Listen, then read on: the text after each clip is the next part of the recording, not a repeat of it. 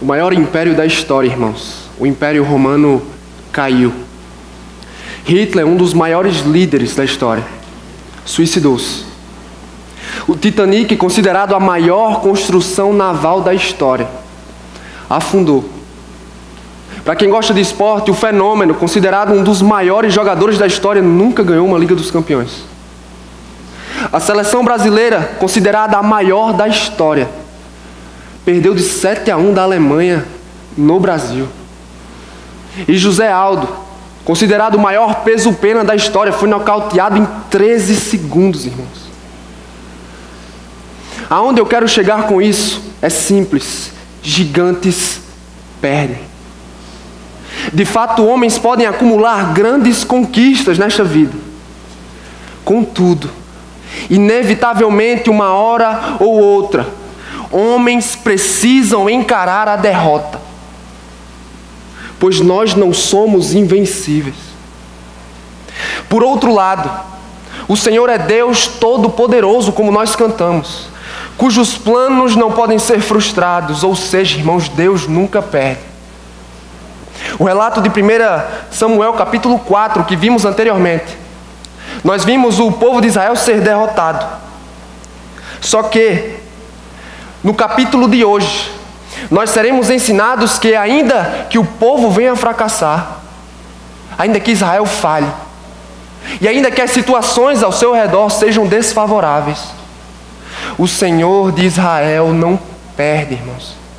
Hoje nós seremos encorajados a olhar para o Deus das Escrituras, o vitorioso Deus das Escrituras. Vamos ler o texto? 1 Samuel capítulo de número 5, nós vamos ler o texto todo. Eis o que diz a palavra inspirada, infalível e inerrante de Deus. 1 Samuel capítulo 5 diz o seguinte: depois que os filisteus tomaram a arca de Deus, eles a levaram de Ebenezer para Asdod e a colocaram dentro do templo de Dagon, ao lado de sua estátua. Quando o povo de Asdod se levantou na madrugada do dia seguinte, lá estava Dagon caído, rosto em terra diante da arca do Senhor. Eles levantaram Dagon e o colocaram de volta em seu lugar. Mas na manhã seguinte, quando se levantaram de madrugada, lá estava Dagon caído, rosto em terra diante da arca do Senhor. Sua cabeça e mãos tinham sido quebradas e estavam sobre a soleira. Só o seu corpo ficou no lugar. Por isso, verso 5, até hoje os sacerdotes de Dagon e todos os que entram em seu templo, em Asdod, não pisam na soleira. Depois disso, a mão do Senhor pesou sobre o povo de Asdod e dos arredores, trazendo devastação sobre eles e afligindo-os com tumores. Quando os homens de Asdod viram o que estava acontecendo, disseram: a arca do Deus de Israel não deve ficar aqui conosco, pois a mão dele pesa sobre nós e sobre nosso Deus Dagon. Então reuniram todos os governantes dos filisteus e lhes perguntaram: o que faremos com a arca do Deus de Israel? Eles responderam: levem a arca do Deus de Israel para Gate. E então levaram a arca do Deus de Israel. Mas, versículo 9, quando a arca chegou, a mão do Senhor castigou aquela cidade e lhe trouxe grande pânico. Ele afligiu o povo da cidade, jovens e velhos, com uma epidemia de tumores. Versículo 10, então enviaram a arca de Deus para Ecrom. Quando a arca de Deus estava entrando na cidade de Ecrom, o povo começou a gritar: eles trouxeram a arca do Deus de Israel para cá, a fim de matar a nós e a nosso povo. Então reuniram todos os governantes dos filisteus e disseram: levem embora a arca do Deus de Israel, que ela volte ao seu lugar, caso contrário ela matará a nós e a nosso povo. Pois havia pânico mortal em toda a cidade. A mão de Deus pesava muito sobre ela. Versículo 12. Aqueles que não morreram foram afligidos com tumores e o clamor da cidade subiu até o céu. Vamos orar, irmãos? Deus, te louvamos, Senhor, por estarmos na tua casa. Te louvamos por todas as tuas misericórdias, pela tua bondade. Agora, Senhor, nos enche de temor para ouvirmos a tua voz. Fala ao coração da tua igreja, chacoalha a tua igreja, Senhor, para que tenhamos temor de ti.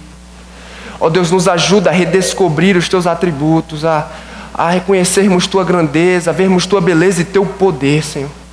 No nome de Jesus, que hoje seja dia de salvação, Senhor. Que hoje seja dia de edificação. Levanta os caídos, fortalece, Senhor, os que estão desencorajados. E que no nome do teu Filho Jesus Cristo venhamos a amá-lo mais, a depender mais de ti a partir do que ouviremos hoje, Senhor. Faz isso, Senhor, no nome de Jesus Cristo. Amém.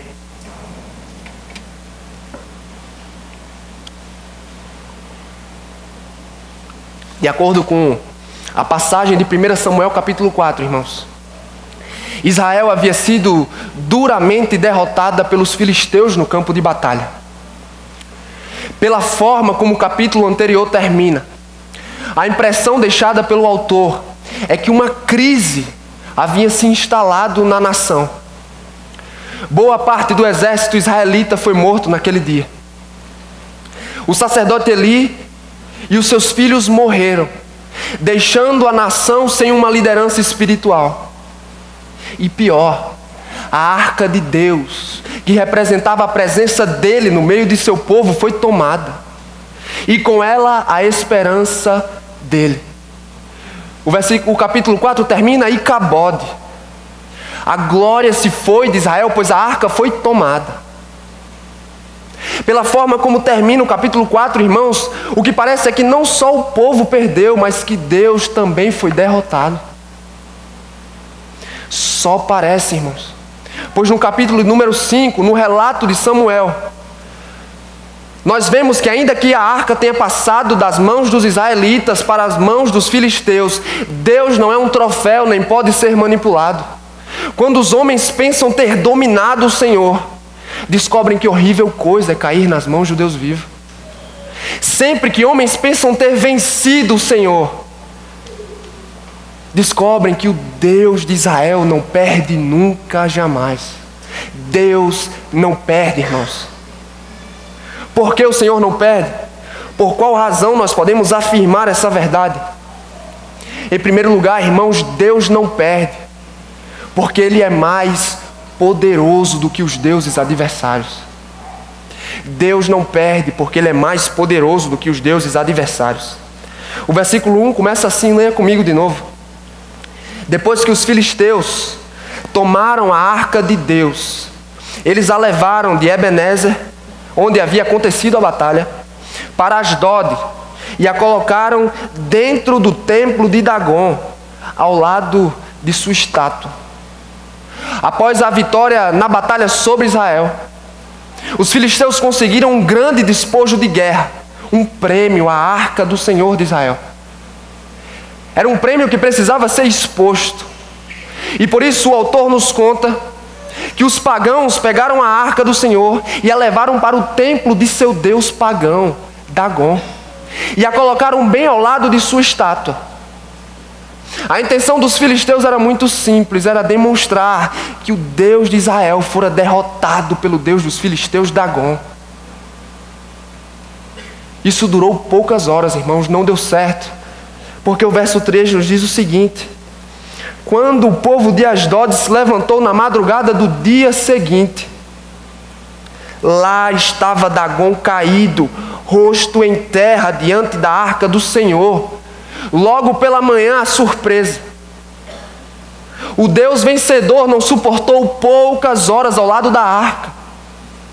Os seus fiéis entraram no seu templo e o encontraram sem a sua cabeça, como se estivesse prostrado diante do verdadeiro Deus.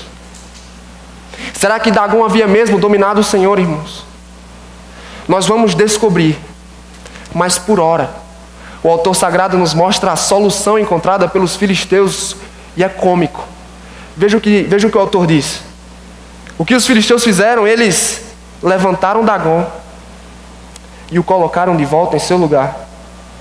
Em outras palavras, eles pegaram um pedaço de madeira, quem chamavam Deus, e o consertaram. Mas não adiantou, porque o verso 4 diz: Mas, na manhã seguinte, quando se levantaram de madrugada, lá estava Dagom caído, rosto em terra, diante da arca do Senhor. Sua cabeça e suas mãos tinham sido quebradas e estavam sobre a soleira. Só o seu corpo ficou no lugar. O mesmo roteiro de antes, só que dessa vez as mãos da estátua também foram quebradas. Um comentarista chamado Richard Phillips explica o que isso quer dizer. Ele diz: isso, quebrar as mãos e a cabeça do inimigo, refletia uma prática comum realizada nos cadáveres de adversários vencidos. Suas mãos eram levadas e sua cabeça também como troféus. De fato, ele conclui, Dagom havia sido conquistado e morto pelo Deus da arca de Israel. A questão é, irmãos, nessa ocasião Deus mandou um claro recado para os filisteus: ainda que tentem, não podem me dominar, ainda que desejem, não podem me vencer. Toda vez que os ídolos são exaltados diante de Deus, o Senhor os humilha diante dos olhos de todo o mundo. Foi o que aconteceu aqui, irmãos. Aquilo marcou a história dos filisteus. Pois o verso 5 nos diz o seguinte: por isso, até hoje, os sacerdotes de Dagom e todos os que entram em seu templo em Asdod não pisam na soleira. Sempre que entravam no templo, os seus fiéis eram levados a se recordar do dia em que Deus havia destruído Dagom dentro de seu próprio templo. O que antes era o templo de um deus pagão que refletia a sua majestade, tornou-se um memorial do poder e da supremacia de Deus, do Deus de Israel. A pergunta é assim que nós enxergamos o Senhor? Você já foi convencido de sua supremacia e de sua singularidade? Você vê o Senhor assim, cristão? Aqui nós vimos os filisteus aprendendo de uma forma dolorosa, cruel, o preço e as consequências da idolatria. O Senhor não estava brincando, não estava blefando quando disse à nação de Israel: ouça, ó Israel, o Senhor, o nosso Deus, é o único Senhor. Você crê nisso? E se eu lhe dissesse que nós também precisamos tomar cuidado com o pecado da idolatria? Nós vivemos em uma geração, irmãos, que despreza e até mesmo nem conhece o primeiro mandamento: não terás outros deuses além de mim. O breve catecismo de Westminster, um dos nossos símbolos de fé, respondendo à pergunta 46, o que o primeiro mandamento exige, diz o seguinte: o primeiro mandamento exige de nós conhecer e reconhecer Deus como único Deus verdadeiro e nosso Deus, e como tal adorá-lo. Talvez você se pergunte, e o que isso tem a ver com a nossa geração? O que isso tem a ver comigo? É muito simples, meu irmão. As pessoas de nosso tempo não mais levantam estátuas e se prostram diante delas, mas fazem de objetos, de pessoas, de posições e do prazer dagons, deuses, ídolos. Até mesmo cristãos quebram o primeiro mandamento sem saber. A pergunta é: como podemos identificar isso? E eu respondo com outras perguntas. Você consegue se imaginar sem as coisas que possui hoje? Meu irmão, você consegue se imaginar sem as mordomias ou conforto que seu dinheiro lhe tem proporcionado? Jovem, você consegue se imaginar sem seu namorado, sem sua namorada? Minha irmã, você consegue se imaginar sem o trabalho que conseguiu? Ou você já pensou se os planos que fez para os seus filhos não derem certo? Meu senhor, minha senhora, e se os planos que fez para a aposentadoria não vingarem? Já pensou sobre isso? A questão é, irmãos, a forma como respondemos a essas e muitas outras questões revela a existência e a esperança que temos colocado sobre coisas que não Deus. E a questão é, aprenda com os filisteus. Não é uma boa ideia tentar colocar Deus no templo do seu coração junto com falsos ídolos. Sabe o que vai acontecer? Ele vai quebrar a cabeça deles, como fez com Dagon. E como nós ouvimos no domingo passado, quando os ídolos se quebram, eles nos quebram junto. Por isso não é seguro depositar, lançar a esperança do nosso coração sobre coisas passageiras. Elas irão nos frustrar certamente, elas não podem atender os anseios mais profundos de nossa alma. Esse é o motivo pelo qual tem se machucado, pelo qual tem se frustrado. Volte-se para Deus hoje mesmo, meu irmão. O Deus que nos promete na pessoa de seu Filho Jesus Cristo, que todo aquele que perde a sua vida aqui, é isso mesmo que você está ouvindo, que perde a sua vida aqui, ou seja, não faz das coisas do aqui e do agora a sua vida, a sua esperança, não faz delas objeto de salvação, mas no Senhor, em Cristo, esses terão vida eterna. Essa é a promessa que o Senhor nos faz.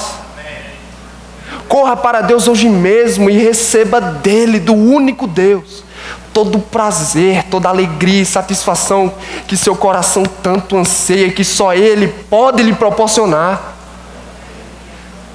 O profeta Jeremias disse: meu povo cometeu 2 pecados, abandonou a mim, fonte de água viva, e fez para si cisternas achadas que não retêm água. Não cometa o mesmo pecado, corra para Deus. Em segundo lugar, irmãos, nós precisamos nos proteger de um outro extremo, tentar domesticar Deus. Foi isso o que os israelitas fizeram no capítulo 4. E também o que os filisteus tentaram fazer aqui. Um comentarista faz a seguinte observação: os filisteus não queriam se desfazer de Deus. Veja que interessante. Ele poderia permanecer se ficasse sentado atrás do Deus filisteu e calado. Deus poderia permanecer se ficasse calado. E eu pergunto, não é assim que a geração evangélica de hoje tem se comportado? Não é assim que se comportaram os israelitas quando levaram a arca ao campo de batalha? Ou os filisteus quando a levaram para o seu templo? Transformado Deus em um garçom. É assim que os evangélicos têm agido hoje. Eles dão o dízimo, mas para garantir a bênção. Eles vêm aos cultos dominicais, mas para garantir que tudo vá certo. E se não for? E se Deus, como fez com Israel, resolver não nos abençoar? Você já pensou sobre isso? Esse é o problema, irmãos. Nós não podemos manipular, tentar domesticar Deus, conformá-lo ao nosso padrão. Ele é Rei dos reis e Senhor dos senhores.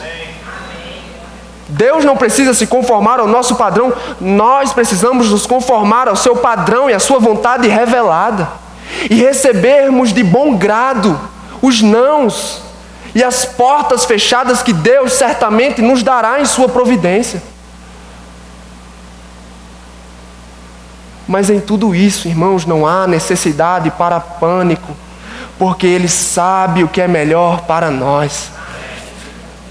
Porque o Deus que nos fecha portas é o Deus que se apresenta nas Escrituras como nosso bom pastor e que promete conduzir todas as coisas para a sua glória e para o nosso bem. Não tente domesticar o Senhor como fizeram aqueles homens.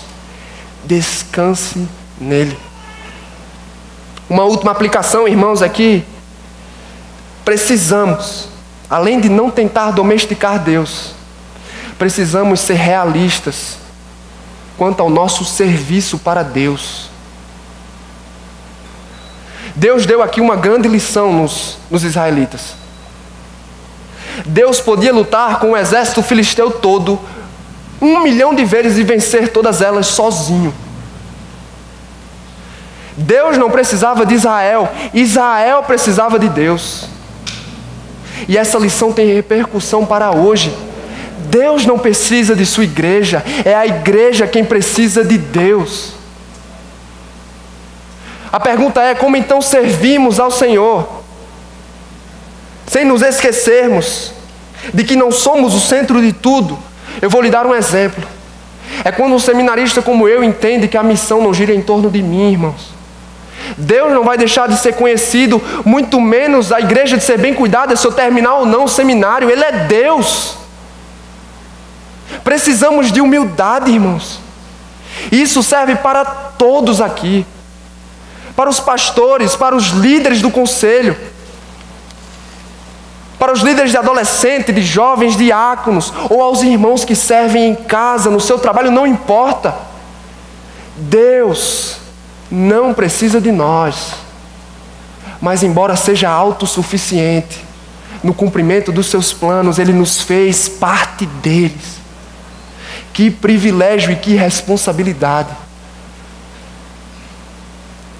Tenhamos humildade ao servir ao Senhor, sabendo que embora o Senhor seja autossuficiente, Ele nos fez seus instrumentos na igreja e fora dela, para a sua glória e para o cumprimento dos seus planos.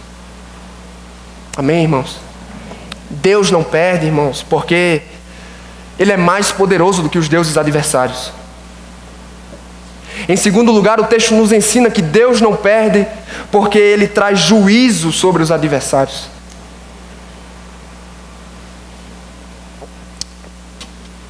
Como vimos, Deus cortou as mãos de Dagom. E agora aqui, as mãos do Senhor, a mão do Senhor pesa sobre o povo de Dagom. Leia comigo o verso 6. Depois disso, a mão do Senhor pesou sobre o povo de Asdod e dos arredores, trazendo devastação sobre eles e afligindo-os com tumores. O castigo de Deus chegou sobre os pagãos na forma de tumores, irmãos. A presença da arca de Deus no meio do povo desencadeou uma grave peste. Os tumores e os inchaços eram provas do juízo de Deus contra aquele povo pagão.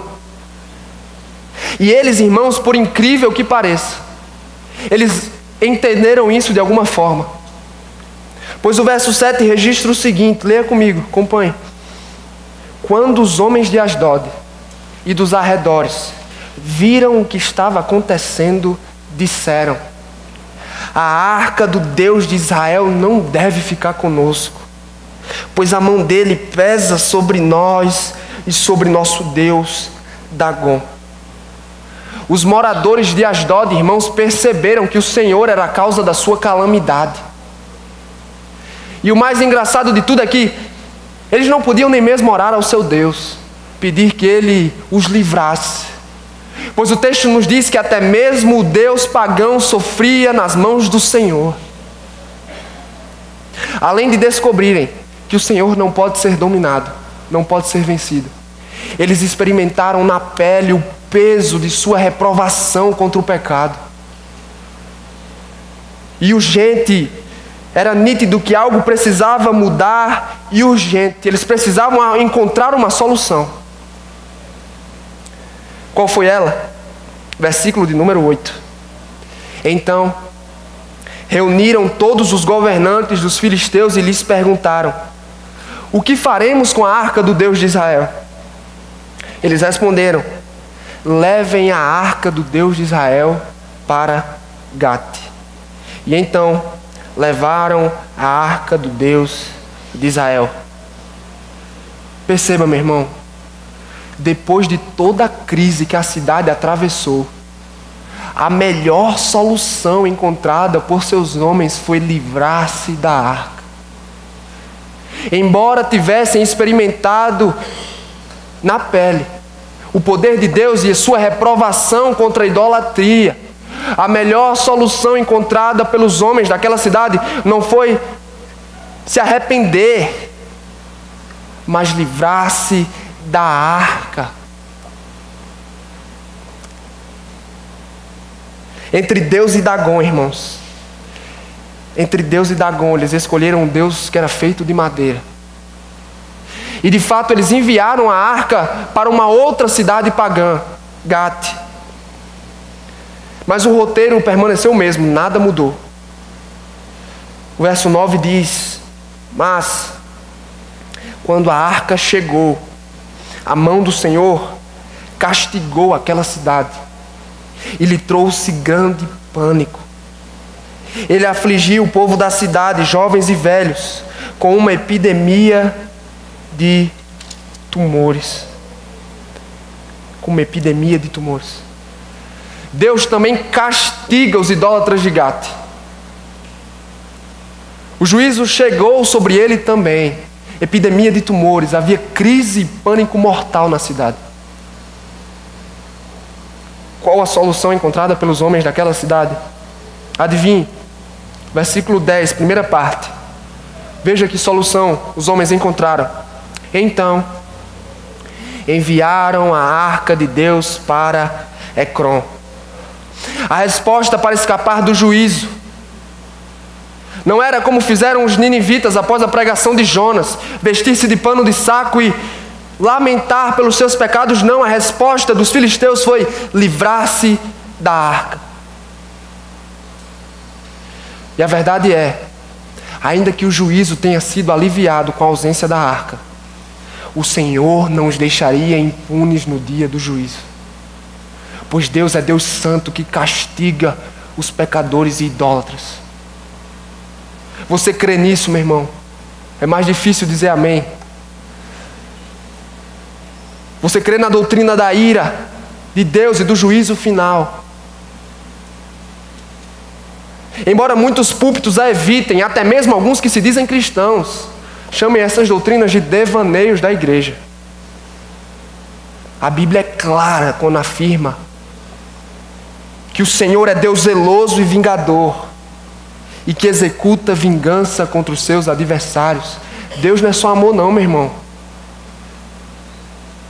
Deus é Deus zeloso e vingador. Não é o que o texto de 1 Samuel 5 nos ensina claramente? A mão de Deus pesou sobre aquele povo. E eu lhes pergunto, por que não pesaria contra a nossa geração? A nossa geração é igualmente rebelde, irmãos. A nossa geração é igualmente idólatra. A pergunta é, o que faremos para escapar do juízo do Senhor? Em primeiro lugar, não confiando na religiosidade. Experiências ou ativismo religioso não podem salvar um pecador da ira de Deus. Os israelitas eram um povo escolhido do Senhor, mas o seu coração estava distante do Senhor. Os filisteus testemunharam da grandeza e do poder de Deus, contudo não se arrependeram. Esse é um perigo que nós podemos correr também. Quando a nossa membresia, a nossa participação nos cultos, os nossos dízimos, as nossas devocionais, as nossas experiências nos levam a estar tranquilos com menos do que arrependimento. A Bíblia é clara, obras de religião, ativismo religioso não são suficientes para salvar um pecador. O profeta Isaías disse: as nossas melhores obras são como trapos imundos aos olhos de Deus. Mas então o Evangelho entra em cena, irmãos. Pois se um homem não pode ser salvo pelo que é ou faz, o Evangelho de Cristo diz: homens podem ser salvos pelo que Cristo é e fez. Se por um lado nós nos deparamos com a lei e vemos que não somos capazes de conquistar Deus pelo que fazemos, por outro lado olhamos para Cristo e vemos que Ele fez o que não podemos fazer. O que fazer para escapar do juízo de Deus? Pecador, não confie em si mesmo, não confie em sua religião. Corra para Jesus Cristo. E nele você há de encontrar salvação. Uma outra aplicação que o texto nos sugere é que cristãos podem ser disciplinados por Deus. E aí você vai dizer: João, você está enganado, não são Não é o povo de Deus que está sendo disciplinado no capítulo 5. E aí eu lhe diria, mas ele não foi no capítulo 4? O que seria o capítulo 5 se não uma extensão da disciplina de Deus contra Israel? A arca em território inimigo, irmãos. O povo em crise. O exército derrotado. E a Bíblia é clara. Deus disciplina os seus filhos. Não é o que aconteceu com o rei Davi após adulterar. Não é o que aconteceu com os apóstolos Pedro e Paulo. E é o que pode lhe acontecer também, meu irmão. Você já parou para pensar que algumas crises, problemas e até mesmo algumas doenças podem ser manifestações da disciplina divina na vida de cristãos em pecado? Isso não é só coisa de pentecostal não, meu irmão. Deus disciplina os seus filhos que insistem em pecado. Eu não estou dizendo que nós devemos espiritualizar todas as coisas. Nem todo resfriado significa que você está em pecado. Mas a questão é, Deus castiga os seus filhos que insistem no pecado. É o que pode acontecer a você, homem cristão, se insiste em pecados como preguiça espiritual, negligência aos seus deveres, pornografia, imoralidade sexual. É o que pode lhe acontecer, jovem, se insiste em um relacionamento que não agrada o Senhor. É o que pode lhe acontecer, minha irmã, se insiste em pecados como maledicência, fofoca, mentira. Não importa, a verdade é, Deus disciplina os seus filhos que insistem em pecado. Assim como disciplinou Israel. O autor aos Hebreus nos dá uma tranquilizada. Pois, embora o Senhor nos discipline, embora o Senhor nos castigue, a sua disciplina nada mais é do que uma demonstração de seu amor paternal por nós. O autor aos Hebreus escreve: nenhuma disciplina parece ser motivo de alegria no momento, mas sim de tristeza. Mais tarde, porém, produz fruto de justiça e paz para aqueles que por ela foram exercitados. A questão é, Deus pode discipliná-lo, meu irmão, mas para fazê-lo olhar para Ele de novo. O Senhor pode enviar sofrimento à sua vida para que abandone os seus pecados, se arrependa e corra à sua presença em busca de graça. Tenha certeza que no final da disciplina você encontrará o Pai de braços abertos, pronto a nos receber. O Senhor disciplina aqueles a quem ama. O Senhor disciplina os seus filhos. E por fim, irmãos, uma última aplicação, eu volto a convocá-los ao arrependimento para a salvação. Eu lhe pergunto: você já se arrependeu? Nunca, irmãos, nunca a melhor solução é livrar-se de Deus como fizeram os filisteus. É só acumular ainda mais juízo sobre a sua cabeça. A grande verdade é que você precisa, hoje, do mais novo ao mais velho, você precisa se arrepender de seus pecados e receber o Evangelho. Pois o pequeno juízo que caiu aqui sobre os ímpios aponta para o grande juízo final, onde o Senhor há de punir para todo sempre os pecadores não arrependidos. A Escritura afirma, Deus já determinou um dia em que haverá de vir e julgará os vivos e os mortos. Todos serão chamados a comparecer diante do tribunal de Cristo, onde prestarão contas a respeito de tudo o que fizeram. Tudo o que fizeram. Por isso eu lhe pergunto nessa tarde: você prefere comparecer ao tribunal tendo Cristo como seu juiz, ou tendo como seu advogado?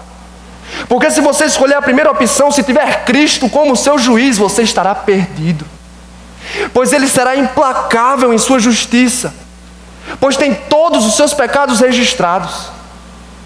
Você será colocado diante do teste da lei, e sabe o que vai acontecer? Você será reprovado e lançado no fogo eterno. Se Cristo for o seu juiz, você estará perdido por outro lado. Se Cristo for o seu advogado, meu irmão, você pode ter toda a esperança do mundo. Porque se por um lado somos reprovados no teste da lei, a Escritura nos diz que se confessarmos os nossos pecados, Ele é fiel e justo para nos perdoar e nos purificar de toda injustiça. Se os pecadores foram lavados no sangue de Cristo, como cantamos, se foram cobertos com a sua justiça, ainda que esses pecadores venham a tropeçar e falhar, e nós vamos, irmãos, nós vamos tropeçar, nós vamos fraquejar, fracassar, ainda que essas coisas venham a acontecer, se estivermos cobertos com a justiça do Filho de Deus, estaremos firmes no grande dia, enquanto outros tremem, estaremos firmes, porque o juiz é nosso advogado. Pois a Escritura é clara quando promete de que não há mais nenhuma condenação para os que estão em Cristo Jesus. Essas são as bênçãos do Evangelho para os que se arrependem, irmãos. Se nos apresentarmos no tribunal com nossos próprios méritos, com nossas obras, com nossa religião, nós vamos perder. Por outro lado, se nos apresentarmos vestidos do mérito, da obediência e da perfeição da justiça de Cristo, seremos mais que vencedores nele. Corra para o Filho de Deus hoje mesmo e desfrute de segurança aqui e agora e no dia do juízo final. Deus não perde, irmãos, porque Ele é mais poderoso do que os deuses adversários. Deus não perde porque Ele traz juízo sobre os adversários. E por fim, Deus não perde porque Ele atemoriza, enche de temor os adversários. É bem provável, irmãos, que as notícias sobre as tragédias e calamidades nas cidades vizinhas já tinha chegado a Ecrom, a última cidade pela qual a arca passaria.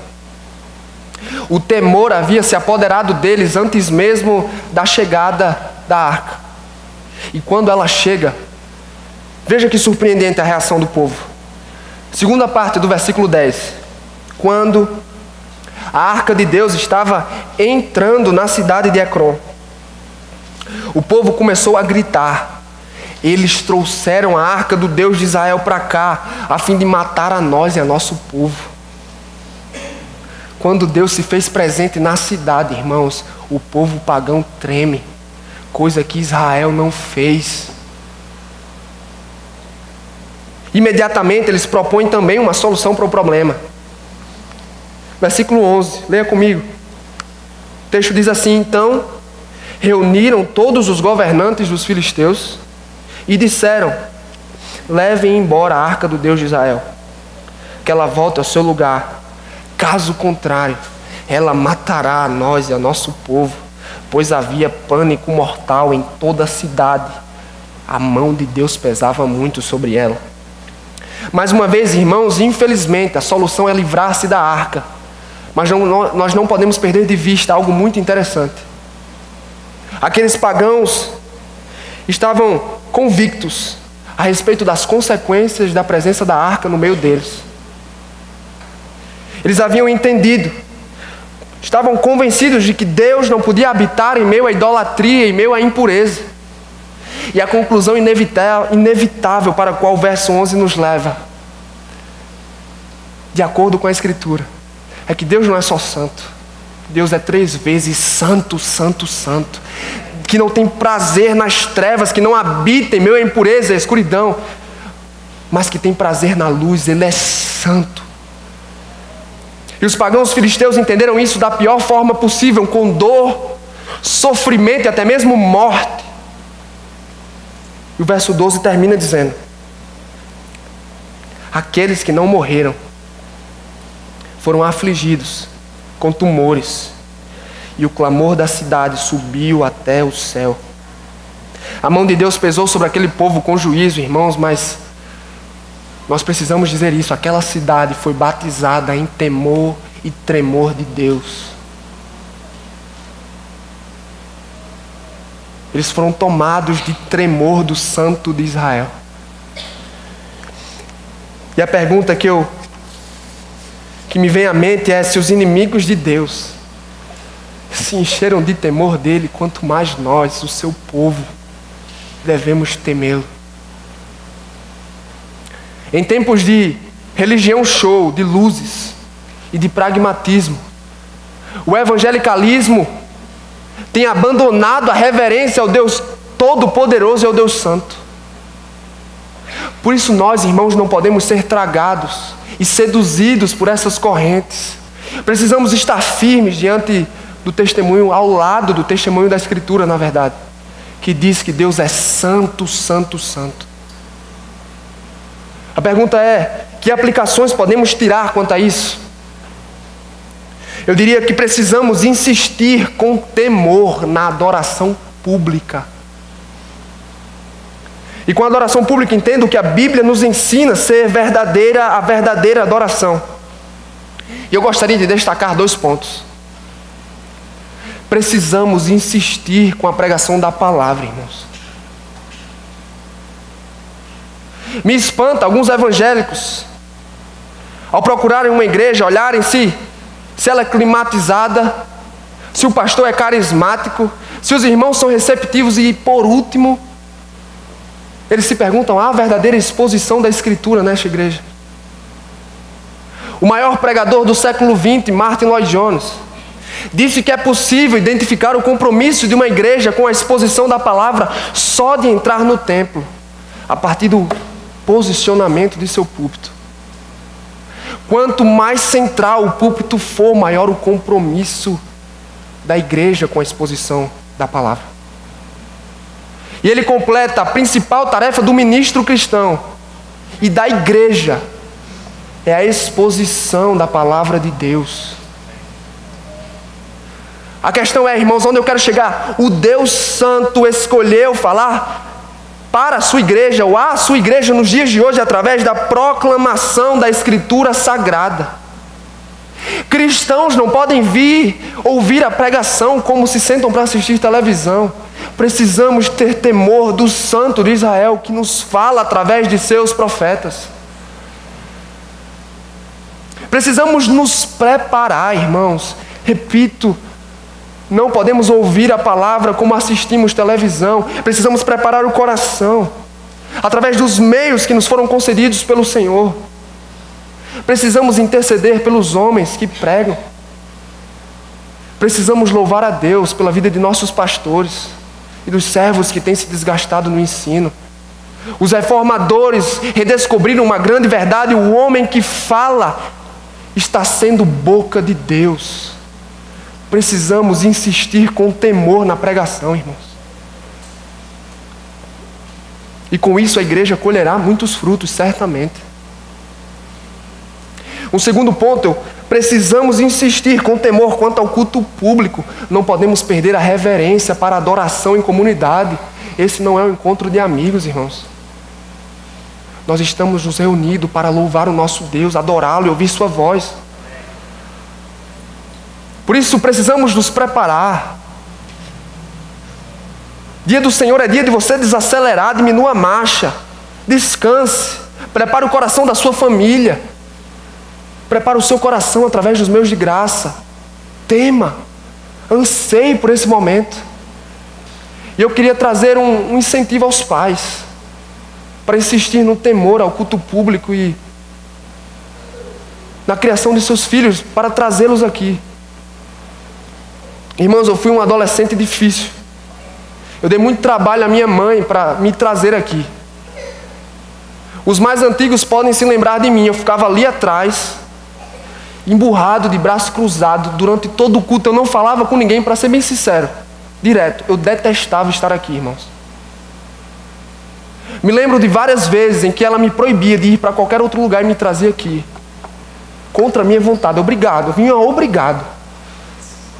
Mas deixa eu lhe dizer uma coisa. Um dia eu estava sentado em um dos bancos como vocês estão, e o Senhor rasgou meu coração, me alcançou por sua graça. Eu estou hoje na minha sala de parto. Foi aqui que eu nasci de novo. Eu quero lhe dizer uma coisa, meu irmão, você que é pai, longe de mim ensinar você a ser pai, nem filho eu tenho. Eu quero lhe dizer, os filhos pensam saber o melhor para eles, mas não sabem. Você vai dar ouvidos a seu filho de 14 anos. A questão é que o Deus que fez aliança com você é o Deus que prometeu ser o Deus de seus filhos também. Quando trazemos os nossos filhos à casa de Deus, ainda que eles não desejem, ainda que sejam obrigados, nós colheremos frutos, porque Deus é Deus pactual, Deus de pacto. Vocês vão de colher frutos, irmãos. Eu penso que todo pai, antes de entrar por aquelas portas, tem que olhar para o seu filho e dizer: meu filho, você está entrando na casa de Deus agora, na casa do santo. Os filhos precisam ser instruídos no temor de Deus, irmãos. Isso faz parte de ensinar no caminho que deve andar. Uma segunda e última aplicação é que nós precisamos entender que temor ao Senhor produz vida em santidade. Paulo, escrevendo aos Coríntios, segunda carta aos Coríntios, diz o seguinte: todos nós que com a face descoberta contemplamos a glória do Senhor, segundo a sua imagem, estamos sendo transformados com glória cada vez maior, a qual vem do Senhor, que é o Espírito. A questão é, quanto mais perto estivermos do Senhor, quanto mais o vemos pelo que Ele é, crescemos em semelhança a Ele. J.C. Ryle, o bispo inglês, que escreveu o livro Santidade, da série que estudamos, ele diz que santidade é algo da imagem de Cristo que pode ser visto e observado por outras pessoas em nossa vida particular, em nossos hábitos, em nosso caráter e em nossas ações. Eu pergunto, é o que pode ser dito sobre a sua vida? Você é mais santo hoje do que o foi no ano passado. As pessoas ao seu redor podem testemunhar de pureza na sua vida. Na Nova Inglaterra, irmãos do século XVIII, J.C. Ryle registra o seguinte testemunho: havia uma moça que cresceu na mesma hospedaria em que o maior evangelista do século XVIII ficava, George Whitefield. E ela contou o seguinte testemunho a respeito dele: havia tanto temor e tanta piedade na pessoa do Sr. Whitefield, que eu havia decidido, se um dia eu tiver um Deus, que seja o Deus do Sr. George Whitefield. Será que podemos dizer isso a respeito de nossas vidas, irmãos? Será que o nosso temor e a nossa piedade produz interesse e temor do nosso Deus no coração de outras pessoas? Nos esforcemos para dizer que sim, irmãos. Nos esforcemos para dizer que sim. Deus cobra empenho de nossa parte para fazermos guerra contra o pecado e fazer bom uso das armas que Ele nos concedeu, sua palavra, a oração, a comunidade. Deus espera de você santidade. Nos esforcemos quanto a isso. Gigantes perdem, irmãos. Embora homens sejam habilidosos, embora homens acumulem grandes conquistas nesta vida, inevitavelmente, uma hora ou outra, homens precisam lidar com a derrota, pois não somos invencíveis. Por outro lado, Deus não perde. Embora o seu povo fracasse, embora os inimigos se levantem contra ele, Deus leva seus planos redentores à frente. E o incidente da tomada da arca, irmãos, aqui, aponta para uma obra de salvação ainda maior. Deus enviou seu Filho a esse mundo rebelde para salvar seu povo. Cristo foi entregue nas mãos de seus inimigos, como foi a arca. E Ele não levantou uma mão contra eles. Antes, a mão do Deus Santo pesou contra Ele como punição contra os pecados de seu povo. Enquanto estava Cristo lá pendurado, enquanto os homens pensavam tê-lo vencido, o inimigo pensou que o havia dominado, Jesus Cristo cumpria a promessa de Gênesis 3,15. Ele esmagava a cabeça da serpente. Na cruz do Calvário, irmãos, a cabeça do inimigo foi arrancada. E fomos feitos mais que vencedores nele. Eu volto a lhe perguntar: você espera comparecer ao tribunal tendo Cristo como seu juiz ou como seu advogado? Se Cristo for o seu juiz, se você resolver apresentar-se com seus próprios méritos e obras, você vai perder. Mas se Cristo for o nosso advogado, se nos apresentarmos diante dele com seus méritos e com sua justiça, Paulo é claro, somos mais que vencedores por meio daquele que nos amou. Amém? Abaixe a sua cabeça. Pense a respeito do que acabamos de ouvir. Ore ao Senhor. Senhor, nós ouvimos a Tua voz.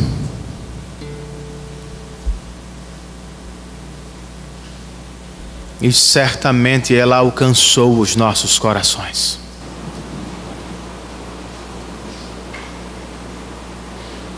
Se temos pecado contra Ti, Senhor, construindo e adorando os nossos próprios ídolos, que o Senhor os despedace nesta tarde. Que o Teu Espírito produza em nós verdadeiro arrependimento. Não apenas tristeza, porque os ídolos se foram, mas arrependimento de termos trocado o Senhor por eles. E que ao mesmo tempo, como diz Paulo aos Coríntios, que o verdadeiro arrependimento gere em nossos corações alegria na Tua presença. Pois embora sejamos pecadores, nós já temos a Cristo como nosso advogado. De modo que no grande dia do Teu juízo, quando todos os povos comparecerem perante o Teu trono, nós já seremos perdoados por causa do sangue dele.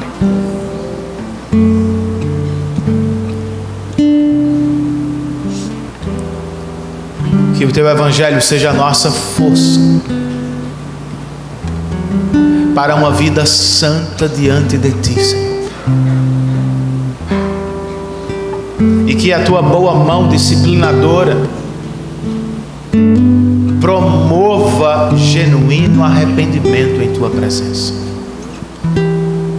Nós Te pedimos isso, Senhor, em nome de Cristo e para a glória dele. Amém. Fiquemos de pé, irmãos, e cantemos uma última canção em resposta àquilo que nós ouvimos nesta tarde.